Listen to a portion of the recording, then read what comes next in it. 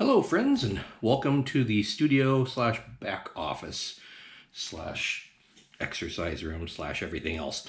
Anyway, why are we here?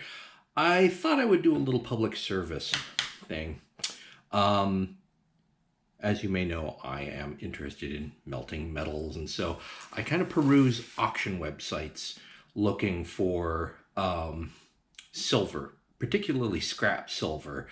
I don't care what condition it's in or anything like that, as long as it's sterling or pure silver, with the idea that eventually I will gather enough together to be able to cast something with all of it. So that's why I don't care about what condition it's in. I'm going to be melting it anyway.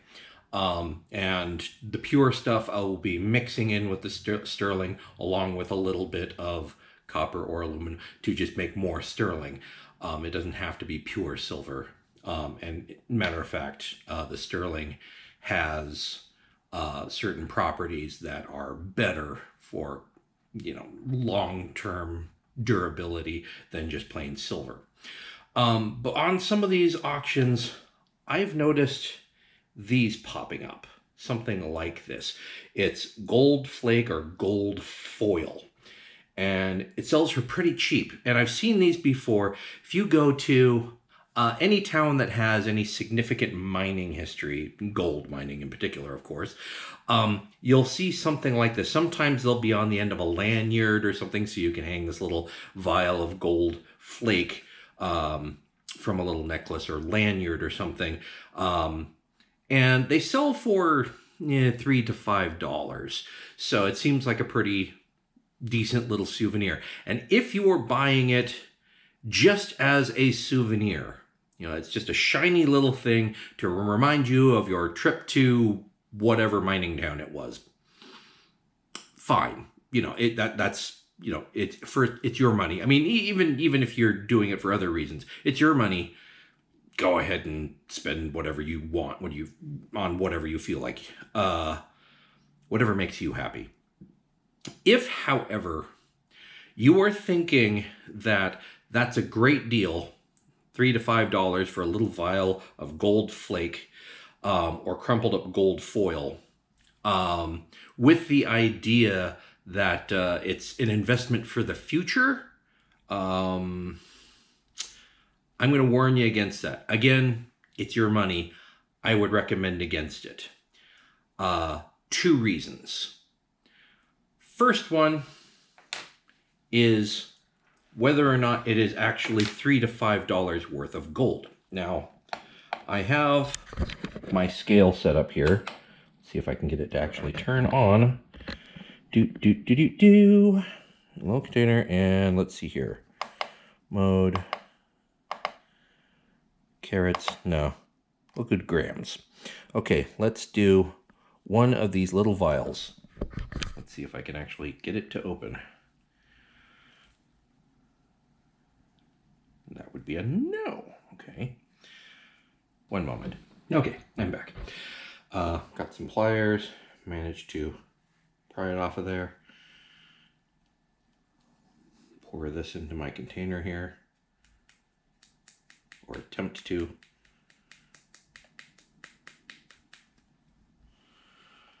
There we go.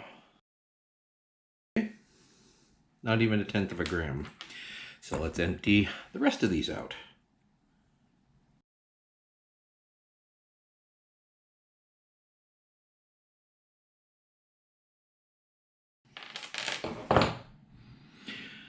Okay, that took forever.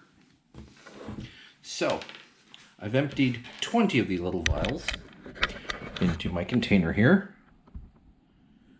Decent little pile of foil. And yet, yeah, it doesn't even show up on my scale.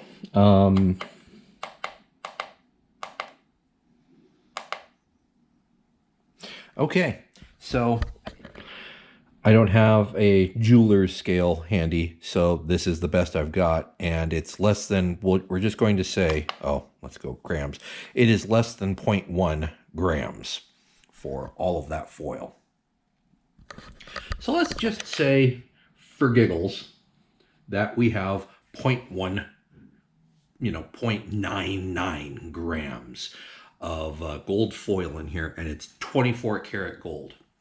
Let's do a little math.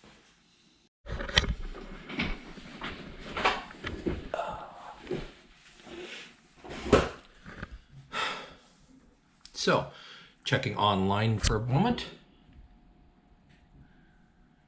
Got gold prices per gram, $64.24 at the time of recording. Now, if we say that we have 0.1 grams or just under 0.1 grams of gold foil in that container, then that means that that entire container's worth is worth $6.42.4. Divide that by 20, that's I emptied 20 of those vials in there, and there's 32 cents worth of gold, if it's 24 karat gold, in each of those little vials. And you paid between $3 to $5 for this little souvenir thing of it.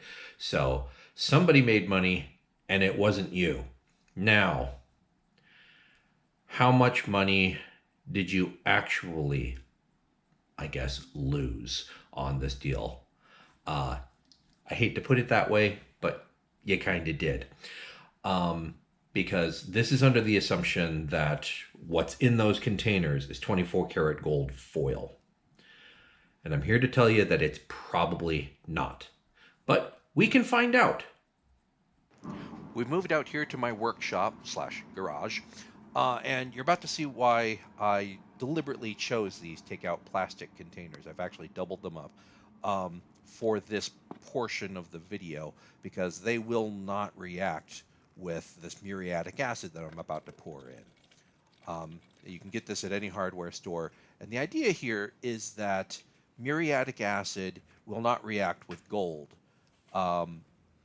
but it will dissolve copper and other base metals with a little help from some drugstore hydrogen peroxide, which I'm adding next.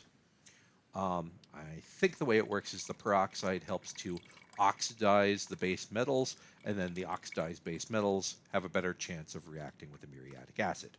This is going to dissolve them, and it's already starting to work. You can see the solution is starting to turn green, showing that there's a lot of copper in there that's dissolving. But to help things along, I'm also going to insert this tube and the lid, and I've hooked the tube up to just a really cheap aquarium bubbler. It's just going to circulate some air through, keep it agitated, and keep the solution in contact with all those foils. And if everything works out fine, the copper and other base metals will dissolve and leave any gold that's in there will be a residue at the bottom. Standard disclaimer, don't do this at home. I am a professional idiot. These are mildly caustic chemicals, so you need to use caution in handling them.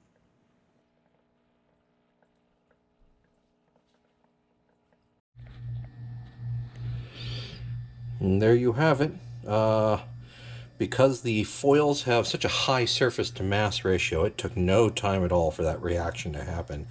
And as you can see, other than just some non-soluble junk that's kind of floating around on top, those foils are completely dissolved. Now, if there was any gold in there, it would be down on the bottom.